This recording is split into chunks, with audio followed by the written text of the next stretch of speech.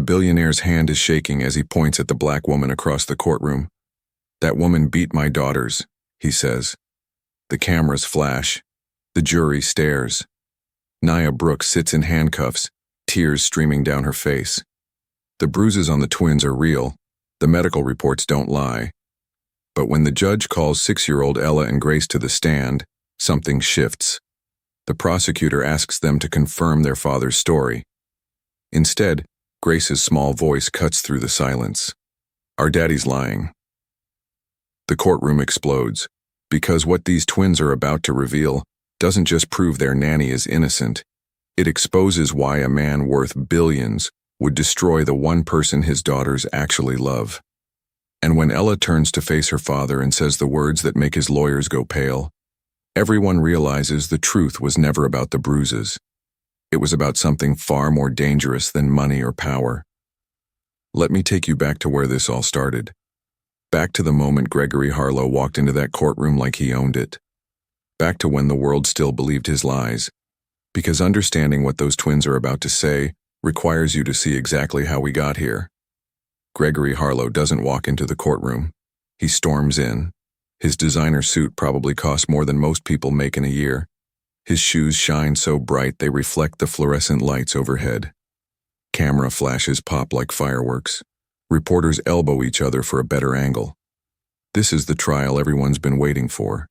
Billionaire versus the help. Nia Brooks sits at the defense table in a plain gray dress. Her hands rest in her lap, fingers trembling slightly. She's 34 years old. She's worked for the Harlow family for 6 years, and now she's facing charges that could send her to prison for a decade. Battery, child endangerment, assault. The accusations sound monstrous. The media already tried and convicted her before she ever stepped foot in this room. Headlines scream about the violent nanny who hurt 2 innocent little girls. Social media tears her apart. Strangers who've never met her call her evil. But look at her face. Really look at it. There's no rage there. No guilt. Just exhaustion mixed with something else. Disbelief, maybe. Like she still can't believe this is actually happening. Gregory takes the witness stand first. Of course he does. He's used to being the center of attention. His tech company revolutionized cloud computing. Forbes lists his net worth at $3.7 billion. He owns homes in 6 countries. When he talks, markets shift. The prosecutor, a sharp-eyed woman named Collins, guides him through the questions with surgical precision. "Mr. Harlow, can you tell the court what you witnessed on the evening of March 14th? Gregory leans forward. His voice cracks just enough to sound vulnerable, but not enough to seem weak. "I came home early from a business dinner. The house was supposed to be quiet. My daughters were supposed to be asleep." He pauses, wipes his eye. "But I heard screaming, crying, coming from upstairs." The jury leans in. Every single one of them. "I ran. I took the stairs 2 at a time. When I got to their bedroom, the door was locked. Locked from the inside." His jaw tightens. "I broke it down.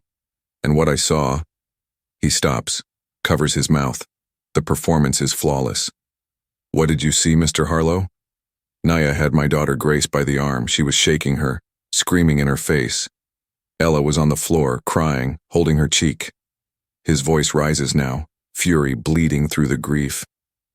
There was a red mark across her face, a handprint. Her handprint.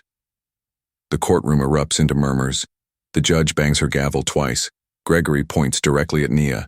His finger shakes with rage, or something rehearsed to look like it.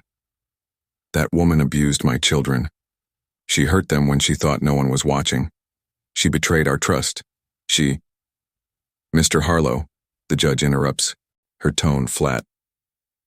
"Please address your statements to the court, not the defendant." But the damage is done. Half the jury won't even look at Nia anymore. The prosecutor continues. "And what condition were your daughters in when you found them?" "Terrified." Ella wouldn't stop crying. Grace was shaking. "They begged me not to leave them alone with her again." He swallows hard. "I failed them. I trusted the wrong person. I let a monster into my home. The word monster hangs in the air like smoke. Collins presents photographs. Blown-up images of two little girls with red marks on their arms, a faint bruise on Ella's cheekbone. Medical reports citing injuries consistent with physical discipline. Nia's lawyer, a public defender named Marcus Reed who looks about 12 years too young for this case, objects twice. Both times he's overruled. Gregory steps down from the stand. As he passes Nia's table, he doesn't even glance at her. To him, she's already invisible, already guilty, already erased. But here's what the cameras don't catch. Here's what the jury doesn't see. In the back row of the courtroom, two small figures sit between a family advocate and a court-appointed guardian. Ella and Grace Harlow, 6 years old. Identical twins with matching braids and navy dresses their father probably picked out. They're holding hands so tight their knuckles have gone white. And they're not looking at their father, they're staring at Nia. One of them, Ella, the one with the scar on her chin from falling off a bike last summer, mouths something. Her lips barely move, but if you were close enough you'd read it clearly. I'm sorry. Nia sees it. Her eyes fill with tears, but she doesn't cry. She just nods once. So small the movement is almost invisible. Comment, I stand for justice if you've ever seen power crush truth. Because what's about to happen next will make you question everything you think you know about wealth, family, and who really protects children when the cameras turn off. The judge clears her throat. The prosecution calls Ella and Grace Harlow to the stand. The courtroom holds its breath. This is it. The moment everyone's been waiting for. Two little girls are about to tell the world what their nanny did to them. The media has their headlines ready. Twitter's already trending. People on both sides have made up their minds. But something feels wrong. Ella and Grace stand up slowly. Too slowly. Their guardian whispers something to them. They nod but don't respond. Don't smile. Their faces look carved from stone, expressions too serious for 6-year-olds. They walk down the aisle between the rows of wooden benches. Their footsteps echo. Someone coughs. A reporter's pen scratches across paper. Gregory watches from his seat, leaning forward. His expression is unreadable. Confident, maybe. Or is that tension in his shoulders? The way his fingers grip the armrest just a little too hard? The girls reach the witness stand together. The bailiff brings over a booster step so they can reach the microphone. They climb up. They don't let go of each other's hands. Not once. The judge softens her voice. She's a mother herself. You can hear it in the way she speaks now, gentler, careful. Girls, do you understand why you're here today? Ella nods. Grace whispers, yes, ma'am. You're going to tell the truth about what happened, okay? No one is going to be angry with you for telling the truth. Do you understand? Yes, ma'am, they say together. Their voices are so quiet, the microphone barely picks them up. The prosecutor stands. Collins smooths her jacket. She smiles at the twins, the kind of smile adults give children when they want something from them. Ella, Grace, I know this is hard, but I need you to be very brave right now. She pauses. Can you tell the court what happened the night your father came home and found you with Nia? Silence. Long, suffocating silence. Ella looks at Grace. Grace looks at Ella. Some unspoken conversation passes between them, the kind only twins understand. Then Ella looks across the courtroom, not at the prosecutor, not at the judge, at her father. Gregory's eyes widen just slightly. He shakes his head. It's subtle, almost invisible, but it's there. A warning. Ella's chin trembles. She squeezes Grace's hand tighter. She didn't, Ella starts. Her voice cracks. Speak up, sweetheart, Collins says gently. But there's an edge beneath the sweetness. A pressure. Grace takes a breath. Then she says something no one expects. Our daddy's lying. The courtroom explodes. Gasps. Shouts. The judge slams her gavel so hard it sounds like a gunshot. Reporters are already typing furiously. Camera flashes go off in rapid succession despite the bailiff yelling for order. Gregory's face drains of color. He's on his feet before his lawyer can stop him. "Grace, what are you—" "Mr. Harlow, sit down," the judge barks. But Grace isn't finished. Her small voice cuts through the chaos like a blade. "Nia didn't hit us. She never hit us. She was trying to—" Collins interrupts, panic bleeding into her professionalism. "Your Honor, I request a recess. The children are clearly confused." Confused? Marcus Reed, Nia's lawyer, is on his feet now too. "They sound pretty clear to me." The judge raises her hand. Silence falls again, heavy and suffocating. She looks at the twins. Really looks at them. "Girls," she says slowly, "are you saying your father lied under oath?" Ella and Grace look at each other one more time. Then they both nod. "Yes, ma'am," Ella whispers. "And we can prove it." The judge doesn't speak right away. She studies the twins like they're a puzzle she can't solve. 6-year-olds don't usually make accusations like this. Not against their own father. Not in front of cameras and strangers and a room full of people who've already decided what's true. "Proof?" the judge repeats slowly. "What kind of proof?" Grace opens her mouth to answer, but Collins cuts her off. "Your Honor, these children have been through immense trauma. They're exhausted, confused.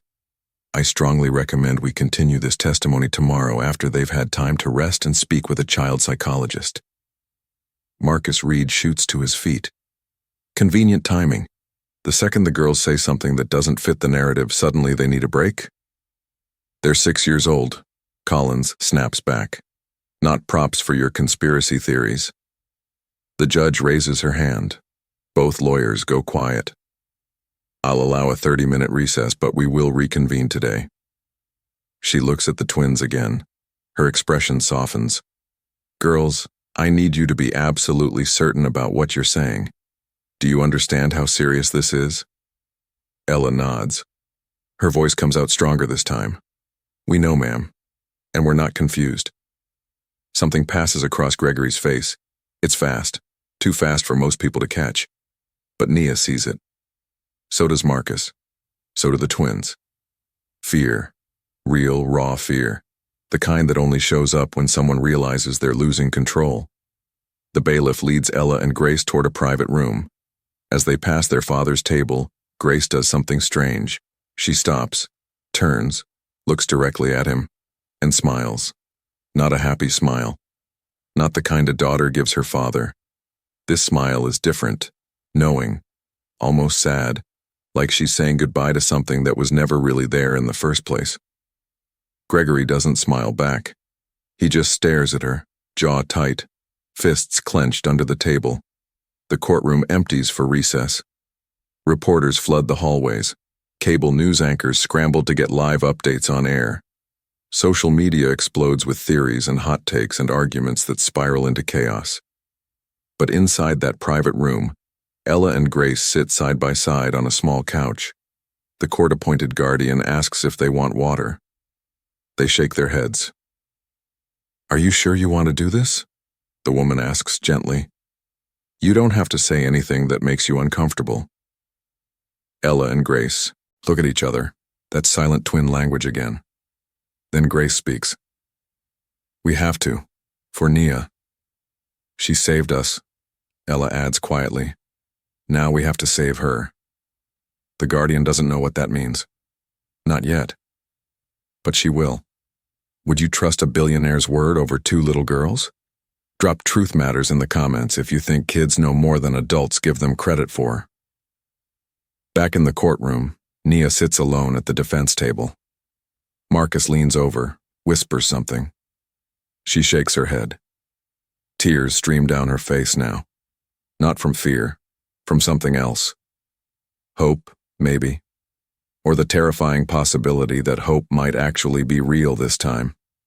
6 years earlier, Nia Coleman stands outside a mansion that looks like it belongs in a magazine. 3 stories of white stone and floor-to-ceiling windows. A circular driveway with a fountain in the center.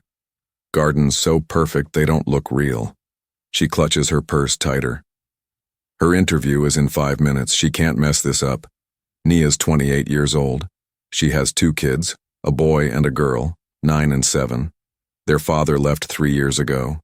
No child support, no forwarding address, just gone, like smoke. She's been working 2 jobs ever since. Cleaning office buildings at night, waitressing during the day. Her mother watches the kids, but she's getting older, sicker. The medical bills keep piling up. This job, live-in nanny for a billionaire family, could change everything. The salary alone is more than she makes in both jobs combined. Plus room and board, health insurance, benefits.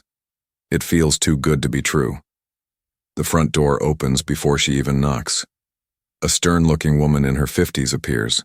Pressed suit, clipboard, zero warmth in her eyes. Nia Coleman?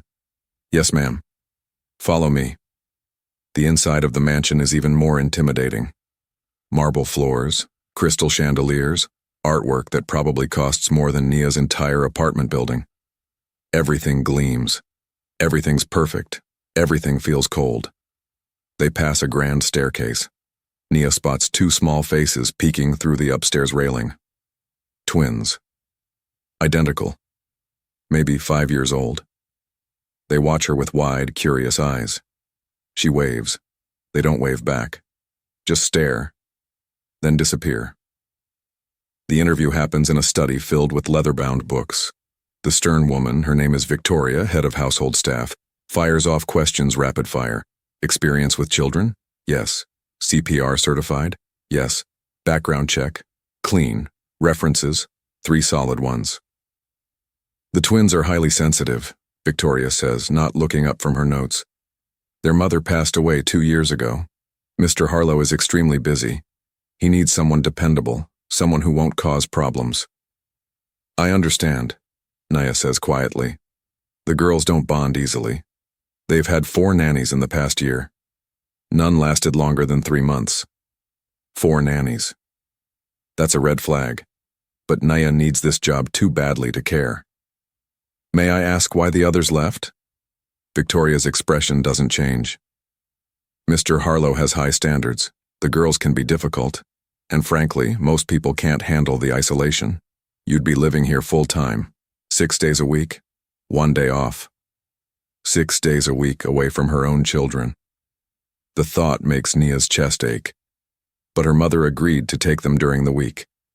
Nia would have Sundays. It's not enough, but it's something. I can handle it, Nia says firmly. Victoria studies her for a long moment. Then she closes the folder. You start Monday. That's it. No meeting the twins. No meeting Gregory Harlow. Just, you start Monday and a packet of paperwork to sign. Nia leaves the mansion in a daze, half relieved, half terrified. She has no idea that this job will ruin her life and save it all at once, that these twins will become the daughters she never expected, that in 6 years, she'll be sitting in a courtroom fighting for her freedom, because she dared to love someone else's children more than their own father did. Have you ever taken a job you knew might break you, just to keep your family afloat? Comment, I've been there, if you know what sacrifice really looks like. Gregory Harlow doesn't sleep anymore. Not really. He dozes for a few hours here and there, usually in his office chair with his laptop still open. Numbers and projections glow on the screen until dawn breaks. His wife died 2 years ago. Aneurysm. No warning. One moment she was laughing at breakfast. The next, she was gone. The twins were 4. They don't remember much about her. Gregory makes sure of that. He removed most of her photos, donated her clothes, packed away anything that might trigger questions or tears. He tells himself it's for their protection. That grief is too heavy for children that young. But the truth is simpler and uglier. He can't look at reminders of her without falling apart. So he erased her instead. The twins spend most of their time upstairs in the playroom. It's filled with every toy money can buy. Dolls from France, building blocks from Germany. A miniature kitchen set that cost more than most real kitchens, but the girls barely touch any of it. They sit by the window and watch the driveway. Waiting, always waiting, for their father to come home. He rarely does before bedtime. Meetings, investors, conferences, business trips. Gregory's schedule is brutal by design. If he's working, he's not thinking. If he's not thinking, he's not drowning. The nannies come and go. Some are too strict, some are too soft. One tried to get the twins on a rigid sleep schedule that made them cry for hours. Another let them eat nothing but chicken nuggets and fruit snacks. Gregory fires them all eventually, not because they're bad at their jobs, because they're not his wife, because no one can replace what's missing, because deep down, he resents anyone who tries. The mansion echoes with silence, the kind that presses against your chest and makes you feel like you're underwater. Ella and Grace learn to be quiet, to stay out of the way, to not ask for things they know they won't get. They stop calling for their father when they have nightmares. They stop running to greet him when he comes home late. They stop expecting anything at all. Victoria runs the household with military efficiency. Meals at exact times, baths at 7, lights out at 8. Everything scheduled, everything controlled. But there's no warmth in it, no softness. No one tucks them in and tells them they're loved. The twins develop a language only they understand. Glances, gestures, tiny nods that communicate entire conversations. They have each other. And for a while, that's enough. Until Nia arrives. Until someone finally sees them not as obligations or burdens or pieces of Gregory's shattered life, but as children who just want someone to care. If you grew up in a house full of everything except love, you know this feeling. Drop a heart if you believe money can't buy what matters most. Nia's first day in the Harlow mansion is terrifying. Victoria gives her a tour that feels more like a military briefing. The twins' schedule is typed out on laminated sheets. Wake-up time, meal times, educational activities, outdoor play, bath time, bedtime. Follow this exactly, Victoria says. Mr. Harlow doesn't tolerate chaos. Nia nods, clutching the schedule like a lifeline. When Victoria finally leaves, Nia stands alone in the massive playroom. Ella and Grace sit on opposite ends of the room, silent, watching her with those same cautious eyes from the staircase. Nia sits down on the floor between them, not too close, not invading their space. "Hi," she says softly. "I'm Nia. I know you've had a lot of people come through here. I know you probably don't want another stranger telling you what to do." The girls don't respond. "So here's what I'm thinking," Nia continues. "How about you two teach me the rules? You know this house way better than I do. You know what you like, what you don't like. I'll follow your lead. Deal?" Ella tilts her head slightly. Grace's fingers stop fidgeting with her doll. "You mean it?" Ella asks quietly. "I mean it." Grace stands up, walks over slowly, sits down next to Nia, close enough that their shoulders almost touch. "The last nanny made us eat broccoli every night," Grace whispers. "We hate broccoli." Nia leans in like she's sharing a secret. "You want to know something? I hate broccoli too." Ella gasps. Then she giggles. It's a small sound, but it's there. And just like that, something shifts. Over the next few weeks, Nia learns everything about the twins. Ella loves drawing, but hides her pictures because someone once told her they were messy. Grace has nightmares about losing people but never tells anyone because she doesn't want to be a bother. They both miss their mother desperately but have no one to talk to about it. So Nia becomes that person. She asks about their mom, what she smelled like, what her laugh sounded like, what games they used to play together. At first, the girls are scared to answer, like talking about her is forbidden. But Nia keeps asking, gently, patiently. Eventually, the memories start pouring out. She used to make us heart-shaped pancakes on Saturdays. She'd sing this silly song when we brushed our teeth. She'd let us sleep in her bed during thunderstorms. Nia listens to every word, And then she does something no one else has done. She keeps those memories alive. She makes heart-shaped pancakes on Saturday mornings. She learns the silly toothbrush song and sings it off-key until the girls laugh so hard they snort. When thunderstorms roll through, she doesn't send them back to their room. She lets them curl up on either side of her and tells them stories until the thunder fades. The mansion starts to feel different, lighter, like someone opened a window and let air back in. Ella starts leaving her drawings on the kitchen counter for Nia to find. Grace stops having nightmares as often. They both start talking more, smiling more. They start calling Nia by name instead of Miss Coleman. And eventually, late one night when Nia tucks Grace into bed, the little girl whispers something that breaks and heals Nia's heart all at once. I love you. Nia freezes. Her throat tightens. She strokes Grace's hair gently. I love you too, sweetheart. Gregory notices the change. How could he not? His daughters are different, happier. They run to Nia when they get hurt. They ask her questions. They laugh at her jokes. He should be grateful, relieved even. But instead something darker takes root. Jealousy, resentment, because Nia is giving his daughters something he can't, something he doesn't know how to give anymore. And instead of learning from her, instead of being the father they need, Gregory starts watching, waiting, looking for a reason to make her disappear, just like he made everything else disappear. Comment, love wins if you believe the best parents aren't always the ones biology chooses. Gregory stands in the doorway of the twins' bedroom, invisible. It's 8:30 at night. He came home early for once. A rare board meeting got canceled. The house is quiet except for the sound drifting from upstairs. Laughter. His daughters. Laughing. He climbs the stairs slowly, following the sound. Their bedroom door is cracked open. Light spills into the hallway.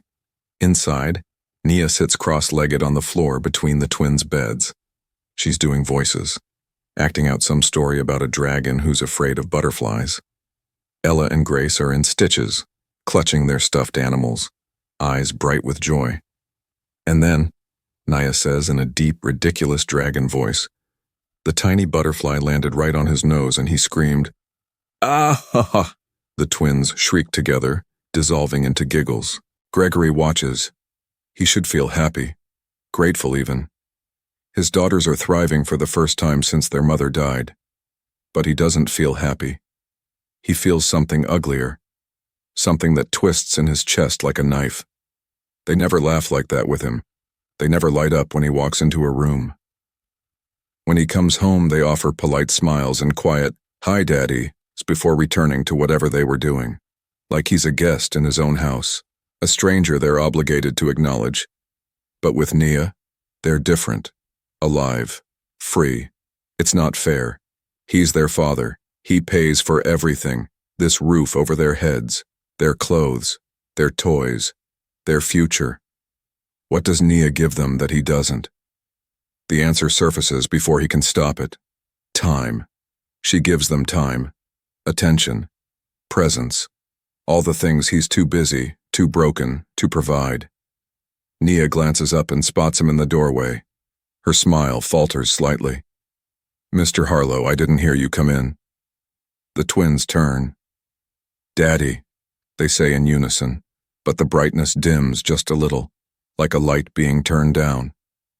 "It's past bedtime," Gregory says. His voice comes out colder than he intended. "Oh, I'm sorry, we were just finishing a story. 5 more minutes? Now." The word lands like a brick. Ella's face falls. Grace's fingers tighten around her blanket. Nia nods quickly. "Of course. Girls, your dad's right. Time for sleep." She kisses each of them on the forehead. "Sweet dreams, my loves." My loves. The words echo in Gregory's head long after Nia leaves the room. She tucks the twins in with practiced ease. They cling to her for an extra second. She whispers something that makes them smile before slipping out past Gregory without another word. He stands there alone with his daughters. They're already turned away from him, facing the wall. "Good night," he says. Night, Daddy, they mumble. No hugs. No requests for one more story. No, I love you. He closes the door and stands in the hallway, jaw tight, fists clenched. This is his house, his family, his life. So why does it feel like he's the outsider? Hit subscribe if you believe love should never be replaced by ego. Because what Gregory does next will show you how dangerous insecurity becomes when it wears a crown. Things change after that night. Subtle at first. Small shifts that seem reasonable on the surface but carry weight underneath. Gregory starts coming home earlier, not to spend time with the twins, to watch. He shows up during dinner, during bath time, during the hour before bed when Nia usually reads to them.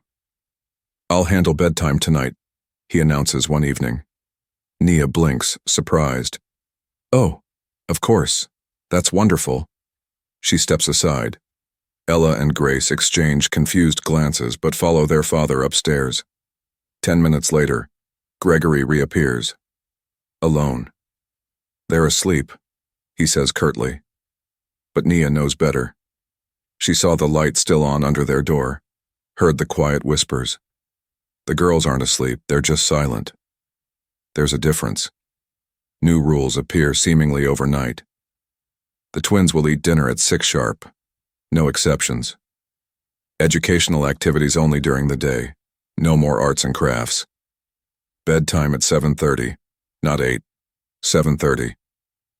Victoria delivers these mandates with her usual stoic efficiency, but even she seems uncomfortable with the sudden rigidity. Nia follows the rules. She has no choice. But she sees what they're doing to Ella and Grace. The girls become quieter again, more withdrawn. The light that had finally returned to their eyes starts to dim. One afternoon, Nia finds Ella hiding her drawings under her mattress instead of leaving them out. Why are you putting those away, sweetheart? Ella's voice is barely a whisper. Daddy said they make a mess. Nia's heart breaks a little. Your drawings are beautiful. Don't hide them. But Ella shakes her head. It's okay. I don't need to draw. The next day, Gregory institutes a new policy. The twins will have supervised lessons with a private tutor 3 times a week. Academic enrichment, he calls it. Translation, less time with Nia. The tutor is a severe woman who doesn't smile and assigns worksheets meant for kids twice their age. Ella cries through the first session. Grace shuts down completely, refusing to answer questions. Nia wants to intervene, wants to tell Gregory this is hurting them, not helping. But she's not their mother. She's the help. So she stays quiet and watches the walls go back up around 2 little girls who were finally learning to breathe. One evening, Gregory catches Nia tucking a stuffed animal into Grace's backpack. A small comfort for a particularly hard day. That's not necessary, he says sharply. She needs to learn independence. She's 6, Nia says before she can stop herself. Gregory's eyes narrow. I'm aware of my daughter's ages. Are you questioning my parenting? The air goes cold. Dangerous. No, sir, Nia says quietly. I apologize. But the damage is done. A line has been drawn. Gregory walks away, but Nia sees it clearly now. This isn't about rules or schedules or what's best for the twins. This is about power, and he's terrified of losing it. Ever worked for someone who mistook control for love? Comment boundaries matter if you know the difference between protecting and suffocating. It happens during breakfast on a rainy Tuesday. Gregory is home, another surprise appearance. He sits at the head of the table, scanning his phone while Victoria pours his coffee. Nia is helping Grace cut her pancakes when Ella says it. Innocent, thoughtless, the way kids do. I wish Miss Nia was our mom. The room freezes. Gregory's hand stops mid-reach for his coffee cup. Victoria's pouring halts. Nia's knife hovers above the plate. Grace nods enthusiastically, oblivious to the bomb her sister just dropped. Me too. She makes the best pancakes, and she doesn't yell, and she lets us hug her whenever we want. Girls, Nia says quickly, her voice tight. That's not... Why can't she be our mom, Daddy? Ella continues, turning to Gregory with those wide, innocent eyes. You could marry her. Then she'd never have to leave. The silence that follows is suffocating. Gregory sets his phone down slowly. His jaw works like he's chewing words he refuses to spit out. When he finally speaks, his voice is ice. Your mother is dead. No one is replacing her. Do you understand? Ella flinches. Grace's eyes fill with tears. I didn't mean... Ella starts. Go to your rooms, both of you, now. But we didn't finish. Now. The twins scramble out of their chairs and run. Their footsteps echo up the stairs. A door slams somewhere above. Victoria excuses herself quickly, disappearing into the kitchen. Naya and Gregory are alone. She should stay quiet, should let it go. But when she looks at his face, cold, furious, wounded, she can't. They didn't mean anything by it, Nia says softly. They're just kids. You've overstepped. His voice is quiet but lethal. You've inserted yourself into their lives in ways that are inappropriate. I've loved them. Nia corrects, her own anger finally surfacing, something they've been starving for. The words land like a slap. Gregory stands, towers over her. You work for me. You are not their mother. You never will be. He leaves the room without another word. Nia sits alone at the table, heart pounding, hands shaking. She knows what just happened. She crossed a line she didn't even know was there. And Gregory won't forget it. Drop protecting kids if you think Nia should have stayed silent, or speaking truth if she was right to push back. The tension in the house becomes unbearable. Gregory barely speaks to Nia anymore. When he does, it's clipped orders delivered through Victoria. The twins sense the shift. They become anxious, clingy, watching every interaction like they're waiting for something terrible to happen. Nia considers quitting, walking away before things get worse. But every time she thinks about leaving, she sees Ella's drawings, Grace's nightmares, the way they reach for her hand when they're scared. She can't abandon them. Not now. Not when they finally trust someone again. So she stays. And she sacrifices. The job was supposed to give her financial stability, time to save money, build a future. But Gregory starts cutting costs. Her salary gets adjusted due to budgetary concerns, even though he just bought a third vacation home in Aspen. Her day off gets moved. Then moved again. Sometimes canceled entirely, because Gregory has a last-minute business trip and needs her to stay. She goes weeks without seeing her own children. Her daughter's birthday passes while Nia is stuck at the mansion. Her son calls crying because he misses her, and all she can do is promise she'll visit soon. She sends every spare dollar home to her mother. Medical bills, rent, groceries, school supplies. There's nothing left for herself. Her shoes have holes in them. Her uniform is fraying at the seams. She eats the twins' leftovers because she can't afford groceries on her shrinking paycheck. Victoria notices but says nothing. The other staff whisper behind Nia's back, some pitying, others resentful that she still has a job when Gregory fires people for less. But Nia endures, because Ella and Grace need her. One night after an especially brutal day, Nia sits on the edge of her small bed in the staff quarters. She pulls out her phone and looks at pictures of her own kids. They're growing up without her, missing milestones, learning to live with her absence. And for what? To be treated like she's invisible? To sacrifice her own family for someone else's? Tears stream down her face. She lets herself cry for exactly 5 minutes. Then she wipes her eyes, puts the phone away, and goes back to work. Because that's what mothers do. They sacrifice. They endure. They love even when it costs them everything. The next morning, she braids Grace's hair and makes Ella's favorite breakfast. She reads them stories and helps with homework and tucks them in with the same tenderness she wishes she could give her own children. Gregory watches from the shadows, still cold, still distant, still waiting for her to slip up. And Naya knows. She feels it in her bones. that this can't last forever. Something has to break. She just doesn't realize it'll be a lie so vicious it'll destroy everything she's built. If you've ever put someone else's kids before your own just to survive, drop sacrifice below. Not everyone understands what it costs to love children who aren't yours. It happens on a Thursday afternoon in early March. The twins are playing in the garden behind the mansion. Spring is trying to break through, patches of green pushing up between the dead winter grass. The air smells like rain and fresh soil. Nia sits on a stone bench nearby, watching them chase each other around the fountain. It's one of those rare peaceful moments where everything feels almost normal. Grace runs ahead, giggling, looking back at Ella instead of where she's going. Her foot catches on an uneven paving stone. She goes down hard. Hands first, then knees. The crying starts immediately. Sharp, painful wails that make Nia's chest tighten. She's at Grace's side in seconds. "I've got you, baby. Let me see."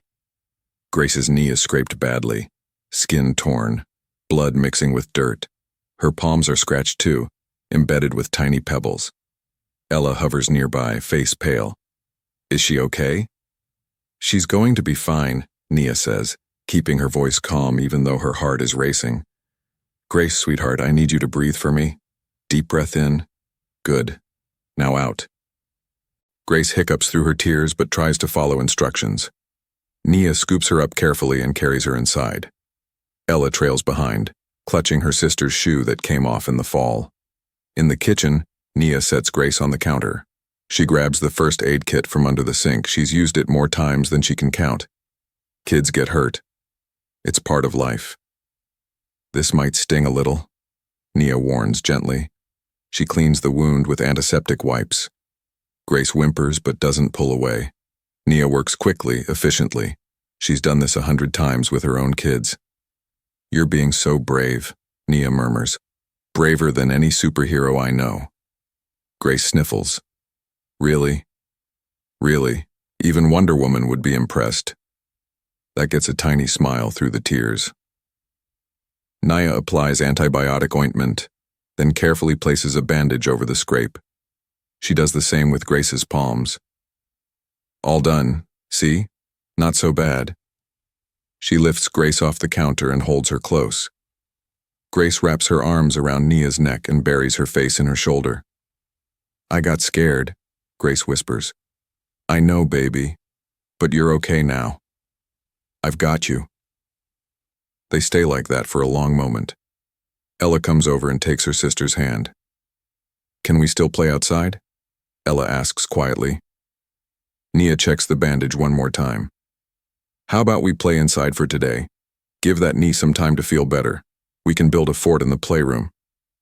The twins nod. Crisis averted. Tears drying. World returning to normal. Nia doesn't think anything of it. Kids fall. She bandaged a scraped knee. Nothing unusual. Nothing wrong. She has no idea Gregory is watching from his office window.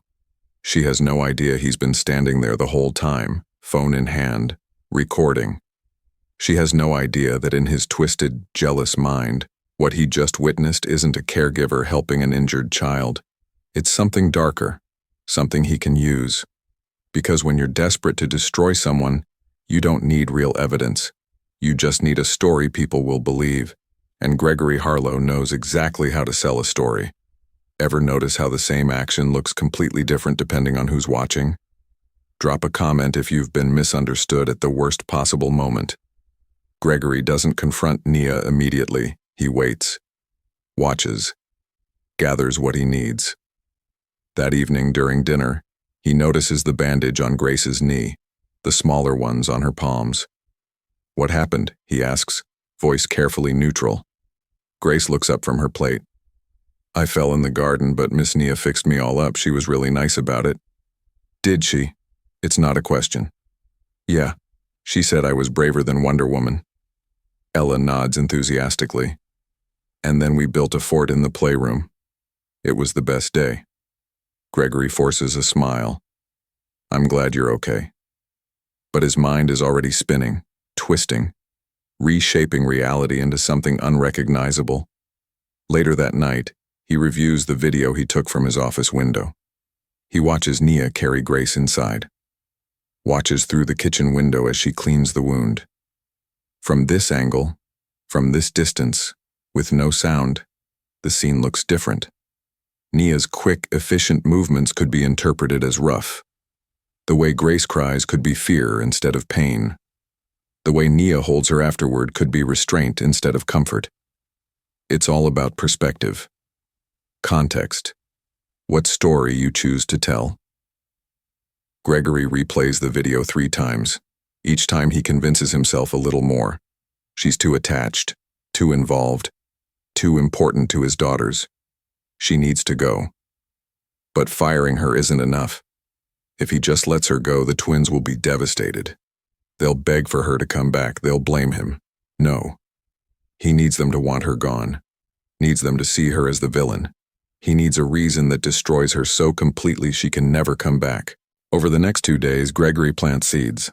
Casual comments to Victoria about Nia being too familiar with the children. Mentions to his lawyer about concerning behavior. Calls to a few carefully chosen contacts in the media about a potential story. He takes more photos. Documents every interaction. Times when Nia hugs the twins. When she kisses their foreheads. When she whispers to them privately. He frames it all as manipulation, inappropriate attachment, boundary violations. Then he doctors the video. Not much. Just enough. He clips it to remove context. Starts it at the moment Grace cries instead of when she falls. Ends it before the hug and the smiles. In this version, it looks like Nia hurt Grace. Like the tears are from something she did, not an accident. Gregory knows it's a lie, but he tells himself it's for the best. For his daughters. To protect them from someone who's stealing their affection.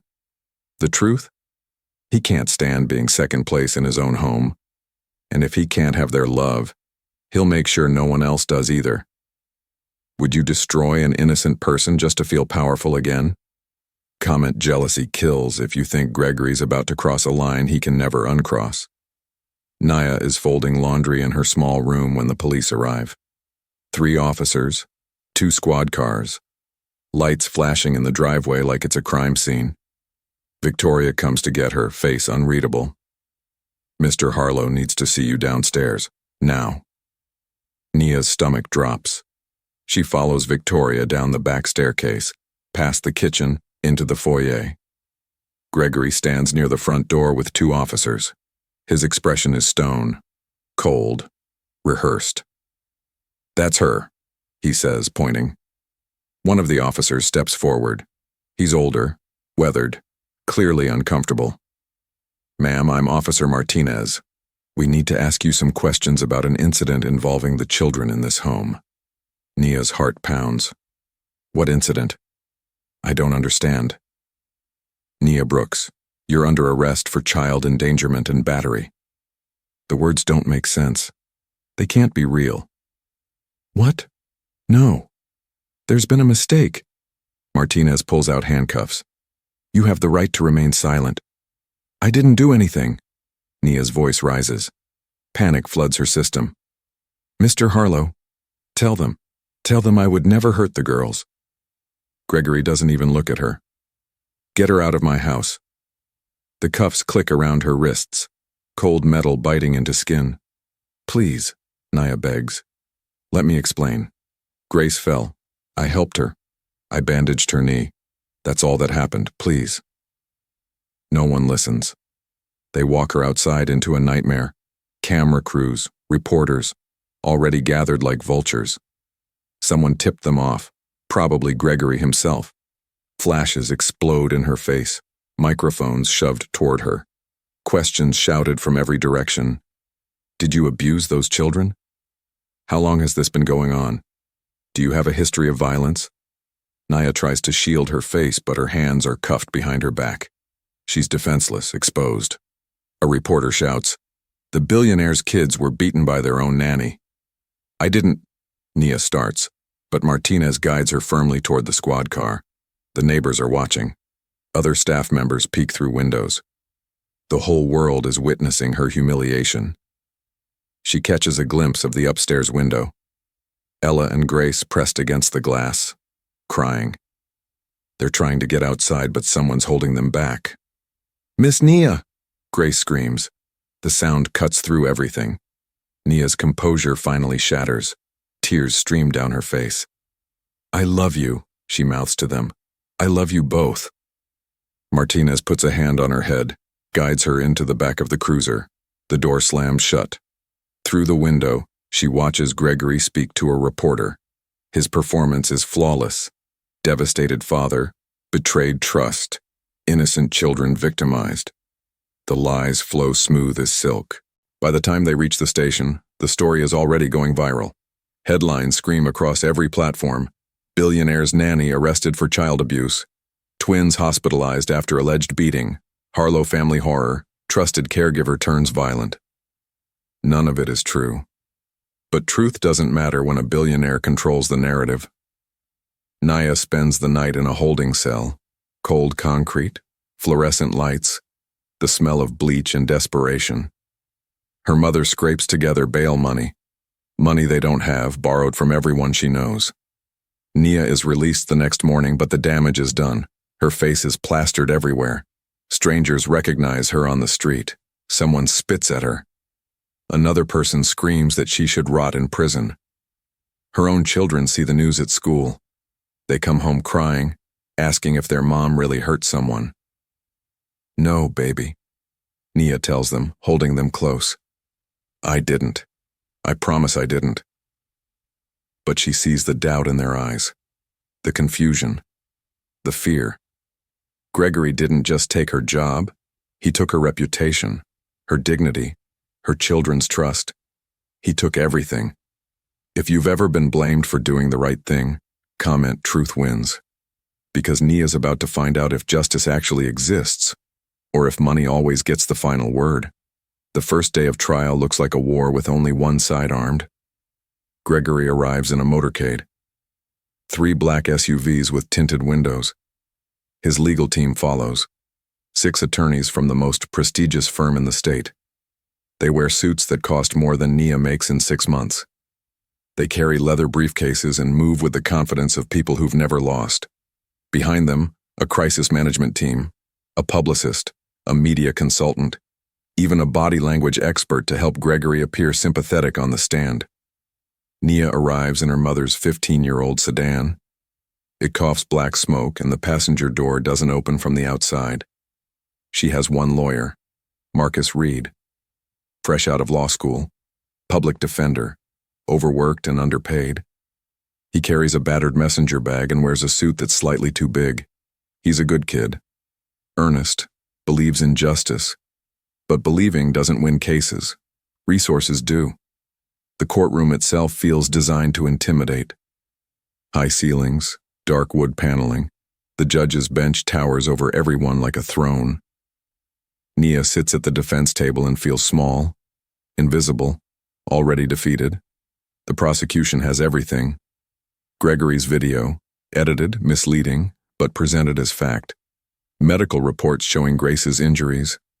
Expert witnesses paid handsomely to interpret evidence in the worst possible light. They have character witnesses lined up, people who will testify that Nia was volatile or inappropriate or overly attached. None of them actually know her. But they'll say what they're paid to say. Marcus has hope, and not much else. He couldn't afford expert witnesses, couldn't hire investigators.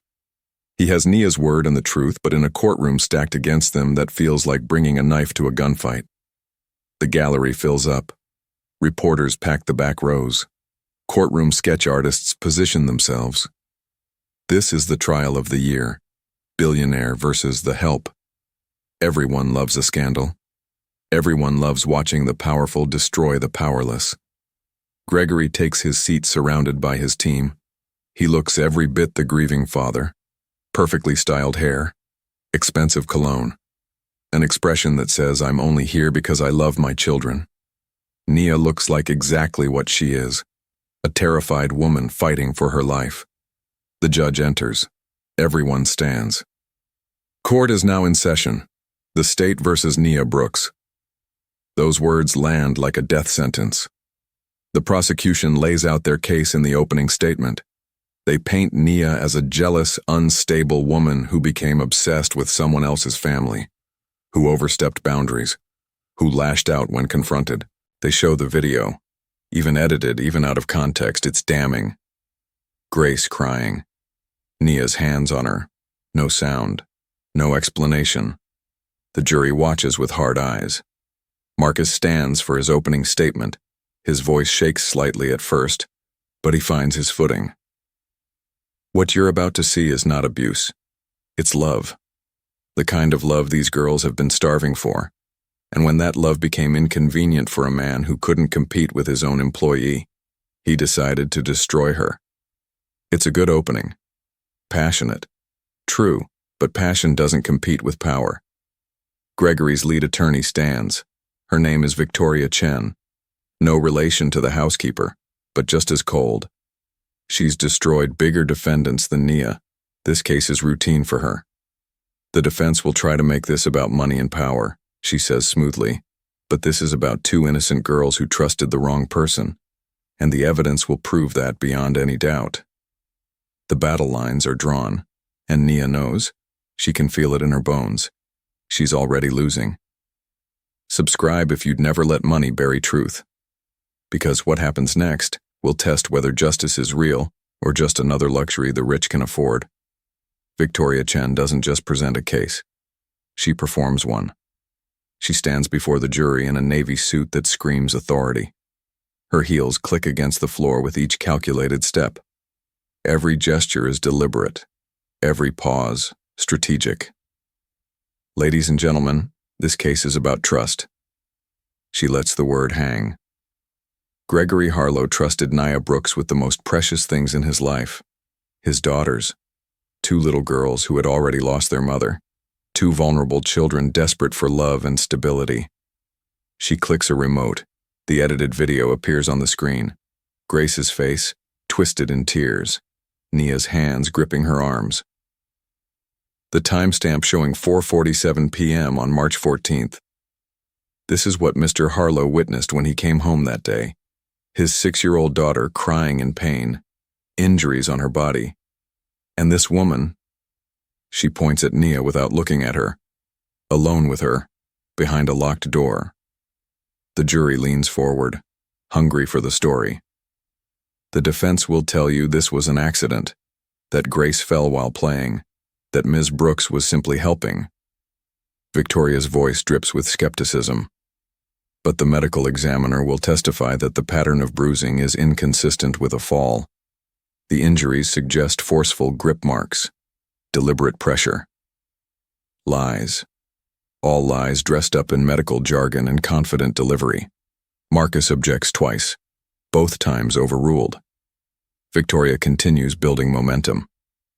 Ms. Brooks had become possessive of these children. Staff members will testify that she discouraged the girls from spending time with their own father, that she undermined his authority, that she positioned herself as a replacement mother. She pauses at the prosecution table, picks up a folder. Text messages between Ms. Brooks and her own mother reveal her jealousy, her resentment toward Mr. Harlow's wealth, her belief that she could do a better job raising his children.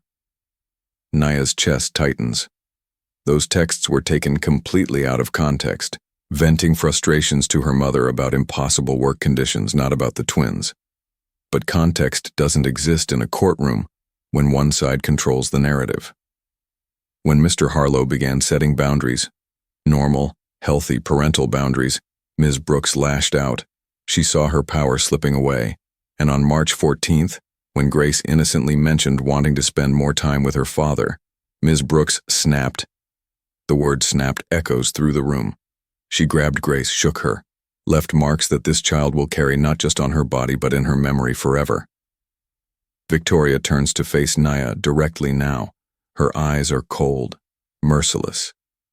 This is not a woman who loves children. This is a woman who uses them, who manipulates them, who hurts them when they don't serve her purposes. Nia wants to scream, wants to stand up and shout the truth. But Marcus puts a hand on her arm. Stay calm.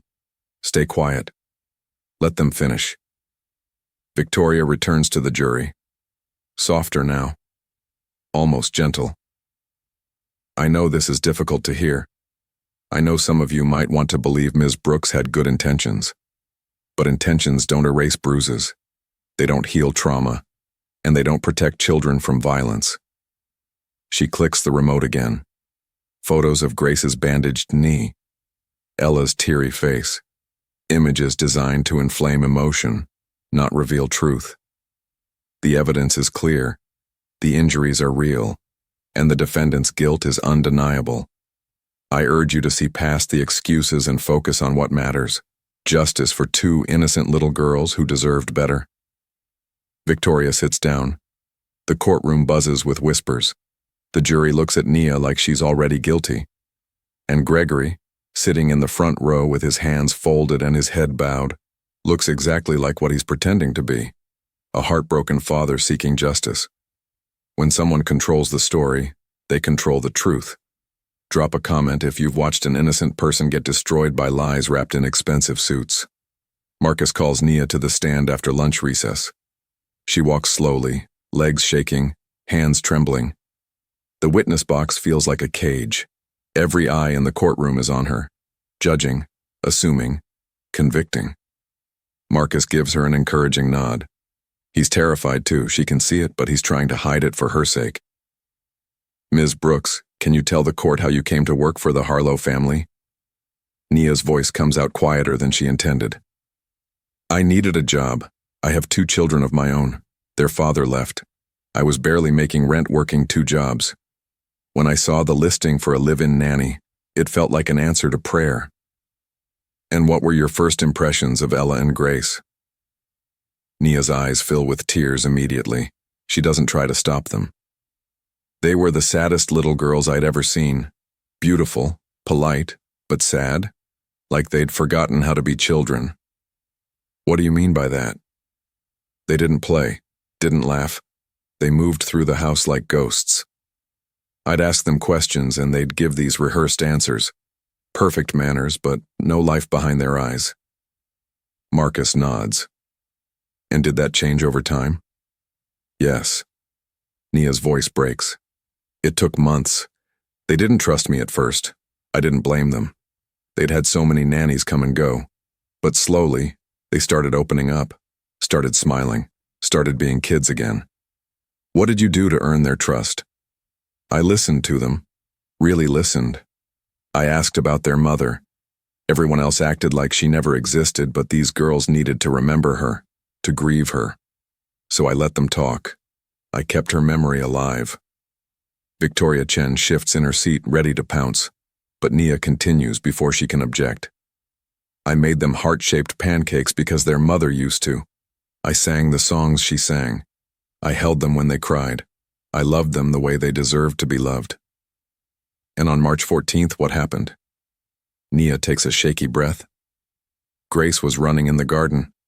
She tripped on a loose stone, fell hard, scraped her knee badly and cut her palms. She was crying, bleeding. I picked her up and brought her inside. What did you do next? I cleaned her wounds, applied antiseptic, bandaged everything carefully. I held her until she calmed down. That's all. I was helping an injured child. Did you at any point shake Grace? Grab her forcefully? Cause those injuries deliberately? No. Nia looks directly at the jury. Never. I would never hurt those girls.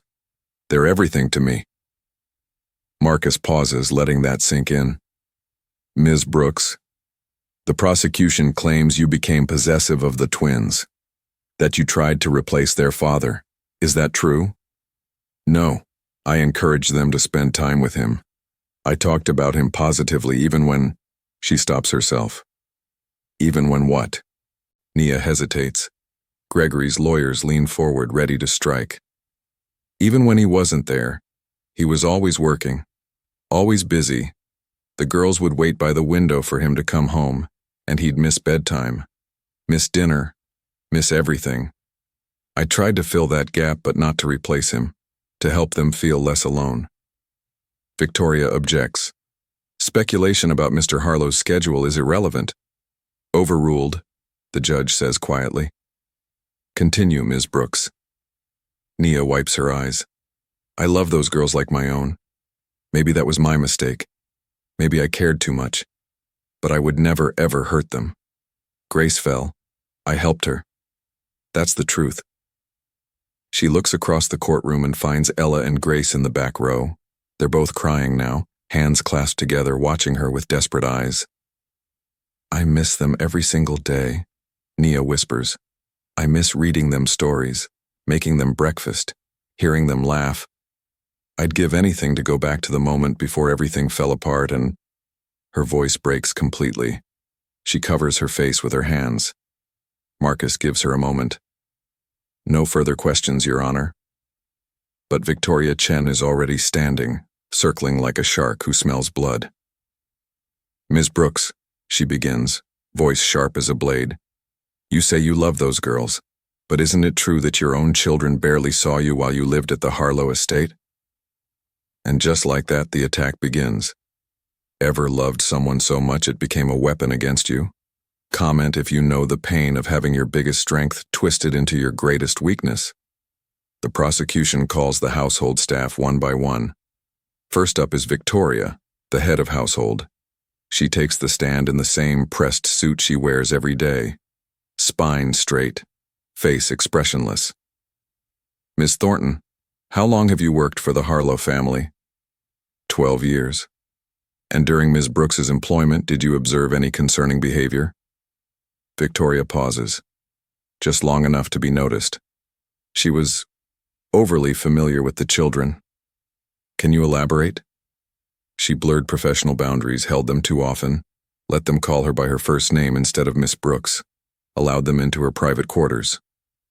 All things that actually built trust and love. But framed this way, they sound sinister. Marcus cross-examines. Did you ever witness Ms. Brooks harm the children? No. Did the children ever complain about her? No. Did they seem afraid of her? Victoria's jaw tightens. No. So your concern is that she loved them too much?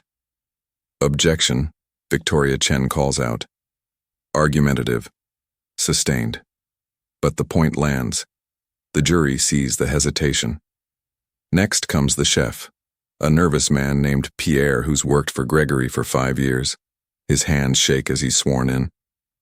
Did you notice anything unusual about Ms. Brooks's behavior? I wasn't around the children much. I mostly stayed in the kitchen. But you must have seen interactions between Ms. Brooks and the twins during meals. Yes. And? Pierre glances at Gregory. Fear flashes across his face. She seemed protective. Maybe too protective. Did you ever hear her raise her voice at the children? No. Did you ever see physical violence? No. So what made her too protective? I don't know, I don't want any trouble. I need this job. The last sentence slips out before he can stop it. The jury shifts. That wasn't rehearsed. Marcus pounces. Mr. Beaumont, are you afraid of losing your job if you testify favorably about Ms. Brooks? Objection. I'll allow it. Pierre won't look at anyone. I just want to do my job. I don't want to be involved. But you are involved. You're under oath. Did Ms. Brooks ever hurt those children? I never saw anything like that. Did she seem to care about them? Yes, very much. Marcus lets him go. The damage to the prosecution's narrative is subtle but real. 3 more staff members testify. A gardener who rarely came inside, a housekeeper who worked different hours than Naya, a driver who occasionally took the twins to activities. All of them say the same thing in different ways. I wasn't really there. I didn't see much. I don't want problems. Their testimonies reveal more by what they don't say than what they do. None of them witnessed abuse. None of them saw violence. None of them believed Naya was dangerous. But all of them are terrified of Gregory Harlow, terrified of speaking truth, terrified of being the next person destroyed. The prosecution tries to spin their fear as evidence. If Ms. Brooks was innocent, wouldn't these people defend her? But Marcus counters.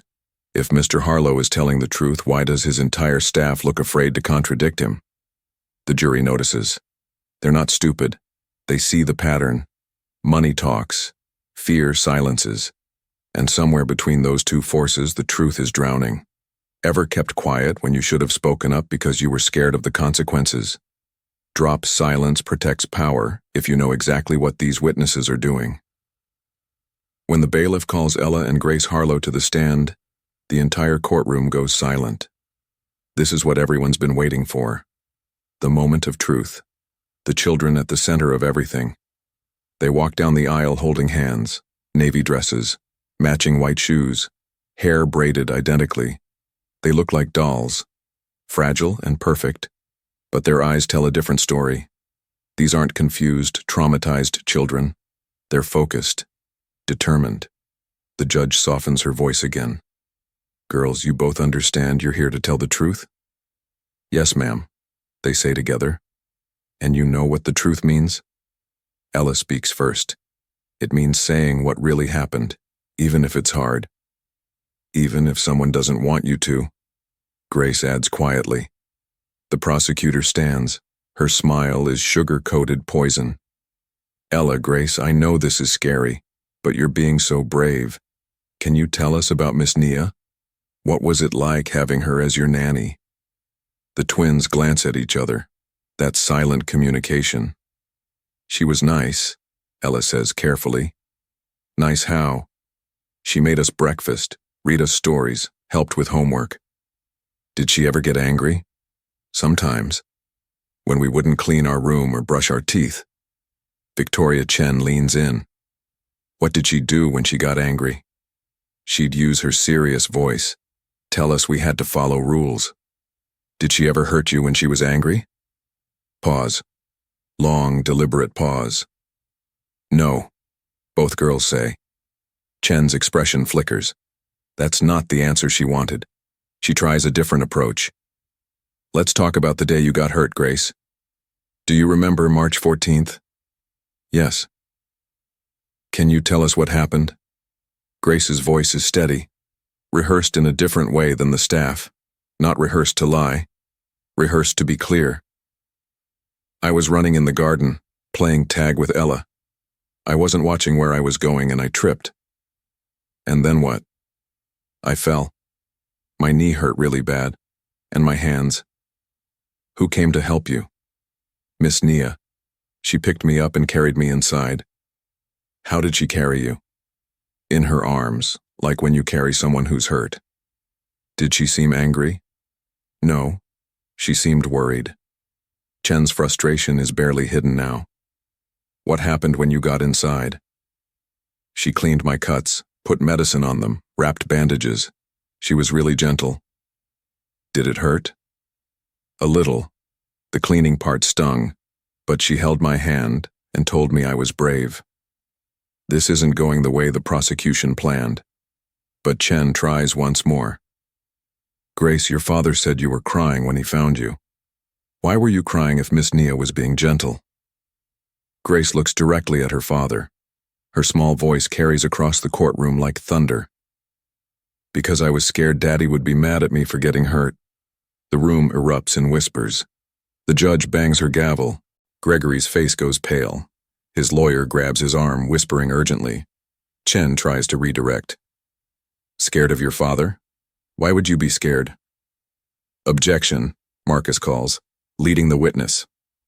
Sustained. The prosecutor switches tactics, turns to Ella. Ella, you were there too, right? In the garden when Grace fell? Yes, ma'am.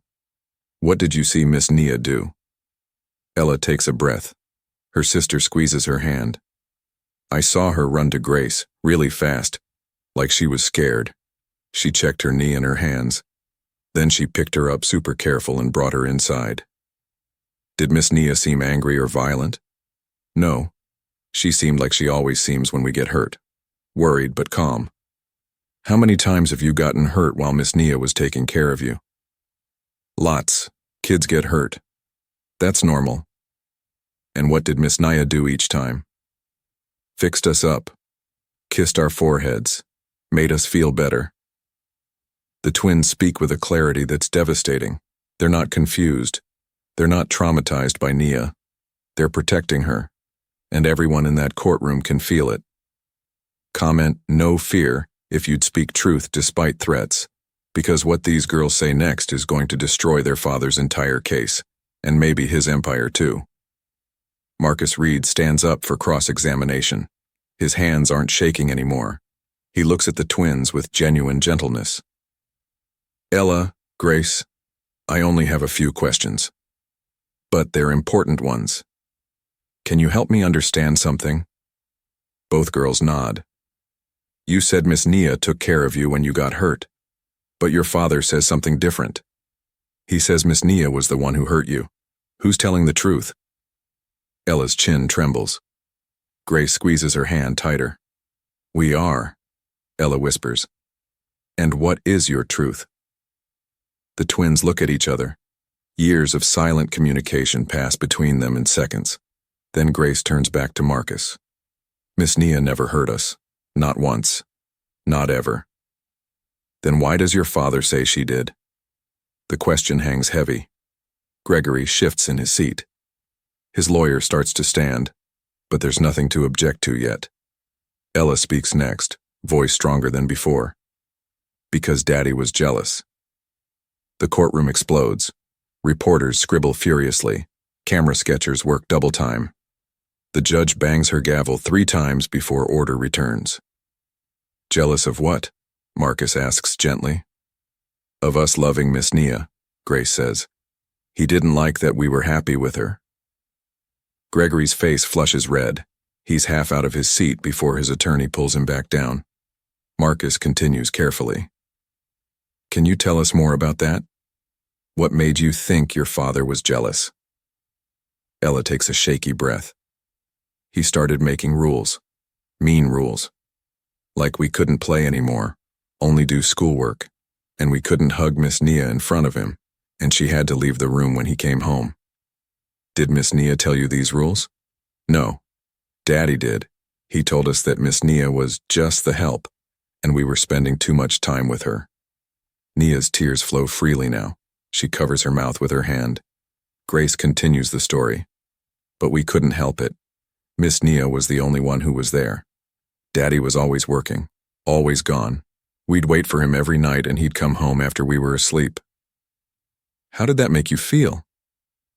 Sad, both twins say together. And Miss Nia helped with that sadness? Yes, Ella says. She'd read us stories about our mom. Everyone else acted like Mom never existed, but Miss Nia said it was okay to miss her, to talk about her, to remember. The jury is completely absorbed. Several members have tears in their eyes. Marcus pulls out a piece of paper. The prosecution showed a video of the day Grace got hurt, but that video was edited. It didn't show the whole story. Girls, can you tell us what really happened that day? All of it? Grace nods. I was running, playing tag. I tripped on a stone and fell really hard. My knee was bleeding a lot and my hands hurt. I was crying because it hurt, and I was scared. Scared of what? Scared Daddy would say I was being careless, that I should have been more careful. He always says stuff like that when we get hurt. Gregory's attorney objects. Speculation about Mr. Harlow's character. Your Honor, this is direct testimony from the alleged victims, Marcus counters. Their perspective is absolutely relevant. Overruled. Continue. Grace goes on. Miss Nia ran to me so fast. She kept saying, I've got you, baby. You're okay. She picked me up really gentle and carried me inside. She was shaking. I could feel it. She was scared. Scared of what? That I was really hurt. That's what people do when they love you. They get scared when you're hurt. The simplicity of that statement hits like a hammer. Several jurors wipe their eyes. Ella picks up the story. I followed them inside. Miss Nia put Grace on the kitchen counter and got the first aid kit. She cleaned everything really carefully. She kept asking if it hurt too much, if Grace needed a break. And then? She bandaged everything. Then she held Grace until she stopped crying. She was singing this song our mom used to sing. That's when Daddy came in. Marcus leans forward slightly. What happened when your father arrived? The twins exchange another look. This is the moment. The truth they've been building toward. Grace speaks first. He looked through the window. We didn't know he was there at first. Miss Naya was still holding me. Then Daddy burst through the door really loud and angry. What did he say? He yelled at Miss Nia, asked what happened. She tried to explain, but he wouldn't listen. He pulled me away from her and checked my bandages like he didn't trust her work. How did that make you feel? Scared and confused. Miss Naya looked scared too. She kept saying, Grace fell, I was helping her. But Daddy acted like she was lying. Ella continues. He sent us to our room. We heard them arguing downstairs. Daddy was yelling. Miss Nia was crying. We tried to go back down, but Victoria stopped us. The head of household? Yes. She said we needed to stay in our room, that we'd done something wrong. What had you done wrong? Both girls shake their heads. We didn't know. We still don't know. Marcus pauses, letting that sink in. What happened over the next few days? Daddy asked us questions, Ella says quietly. Lots of questions. About Miss Nia. About if she ever hit us or yelled at us or hurt us. What did you tell him? The truth. That she never did those things. But he kept asking differently. Like, are you sure she never grabbed you too hard? Or, did she ever punish you when you misbehaved? Grace jumps in. We said yes to the punish question because she did give us time out sometimes. But Daddy made it sound like something bad. He kept saying things like, you can tell me if she hurt you and you won't get in trouble for being honest. Did you feel like he wanted you to say Miss Nia hurt you? Both girls nod vigorously. Yes, Ella says firmly. He wanted us to say she was mean, but she wasn't. She was the nicest person we'd ever known besides our mom. The courtroom is completely silent now. Even the reporters have stopped writing, too engrossed to look away. Marcus takes a breath. One final question. Why didn't you tell the truth when your father first asked these questions? The twins look at each other, then at their father, then back at Marcus. Grace answers, voice barely above a whisper. Because we thought if we said Miss Nia was good, Daddy would send her away. And did he? Yes. The police came. They took her away in handcuffs. We were screaming and crying, but no one listened. Victoria held us back. Daddy wouldn't even look at us. Ella's tears fall now. We tried to tell him. We tried to say it was a lie, but he said we were too young to understand, that Miss Nia had manipulated us. That word, manipulated. We looked it up later. What does it mean? It means tricking someone into loving you. But Miss Nia didn't trick us. We just loved her because she was there, because she cared, because she made us feel like we mattered. Marcus's voice is thick with emotion now. Do you still love Miss Nia? Yes, both girls say immediately, loudly, defiantly. And do you believe she's guilty of hurting you? No, never. She saved us. Saved you from what? Ella looks directly at her father. Her 6-year-old eyes hold a wisdom and sadness no child should have. From being alone. Marcus turns to the judge. No further questions, Your Honor. The prosecution tries to redirect, but the twins don't budge. Every question is met with the same consistent truth. Naya loved them. Nia protected them. Naya never hurt them. Gregory's empire of lies crumbles with every word from his daughter's mouths. Would you have had the courage to tell the truth at 6 years old, knowing it would destroy your father? Comment brave if these girls deserve to be heard. The jury deliberates for 47 minutes. In a case this high profile, that's fast. Too fast for Gregory's team. They know what it means. When the jury files back in, their faces tell the story before anyone speaks. They won't look at the prosecution.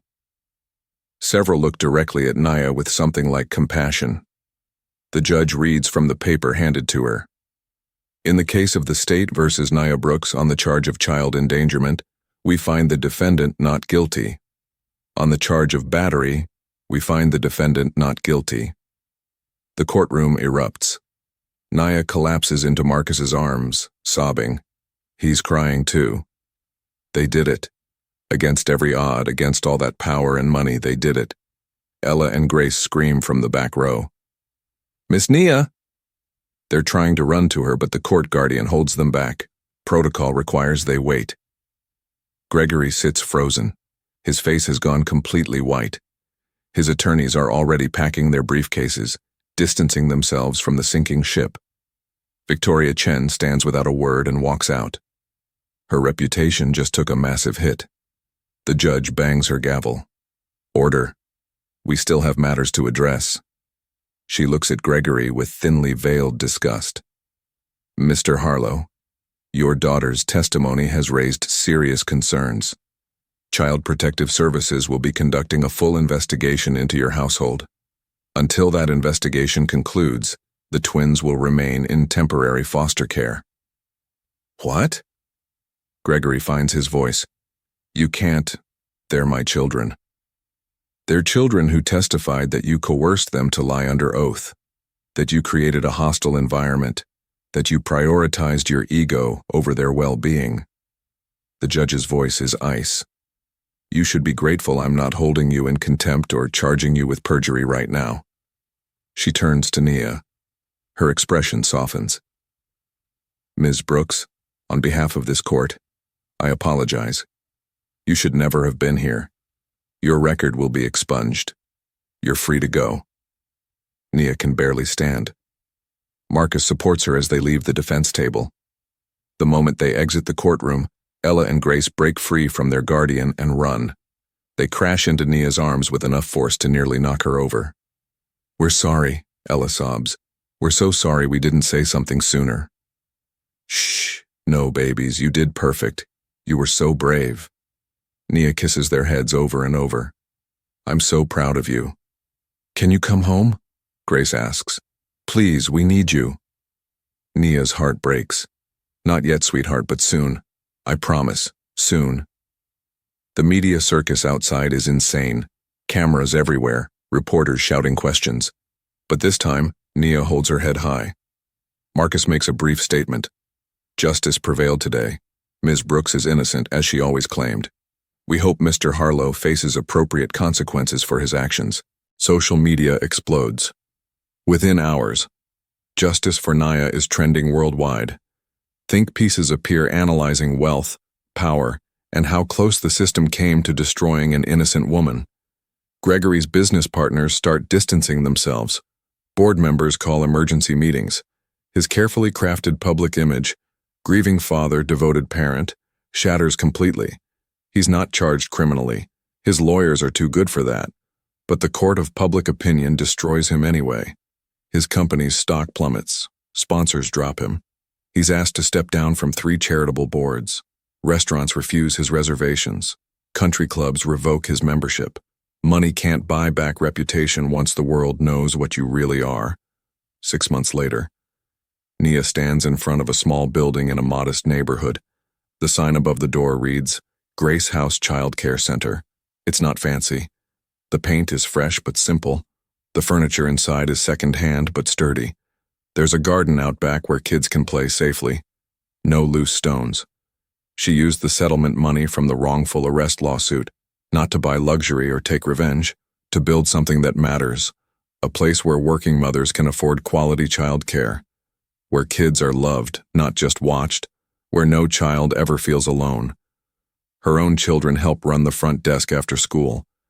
They understand now what their mother sacrificed, why she was gone, what she was fighting for.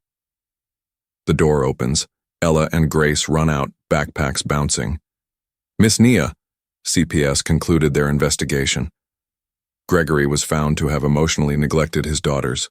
He's allowed supervised visitation twice a month. The twins primarily live with their maternal grandmother now, but 3 days a week, they come to Grace House after school. Nia picks them up.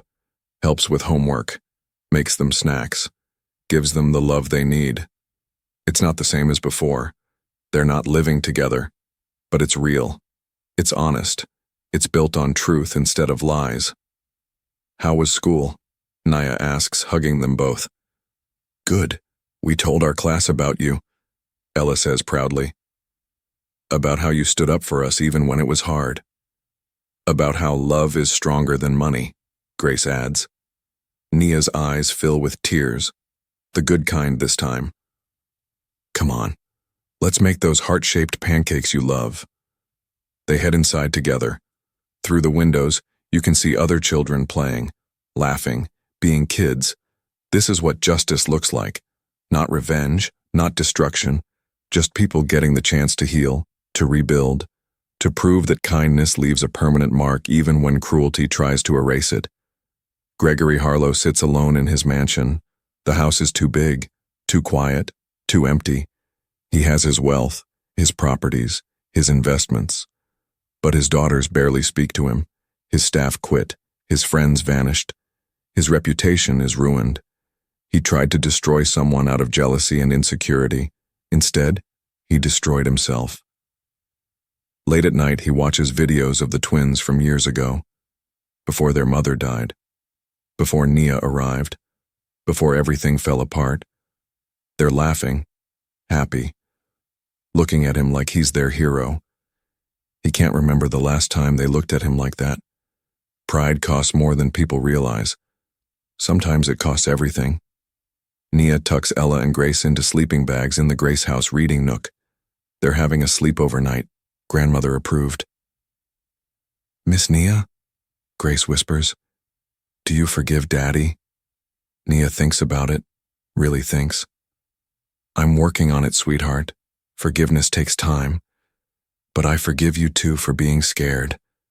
And I'm grateful you found your courage when it mattered most. We love you, Ella says sleepily. I love you too. Both of you. Always. She sits with them until they fall asleep. Then she walks to her small office and looks at the framed photo on her desk. Her own children, Ella and Grace, all four of them together at Grace House's opening day. Different families. Same love. This is what winning looks like. Subscribe if you believe honesty and kindness always win.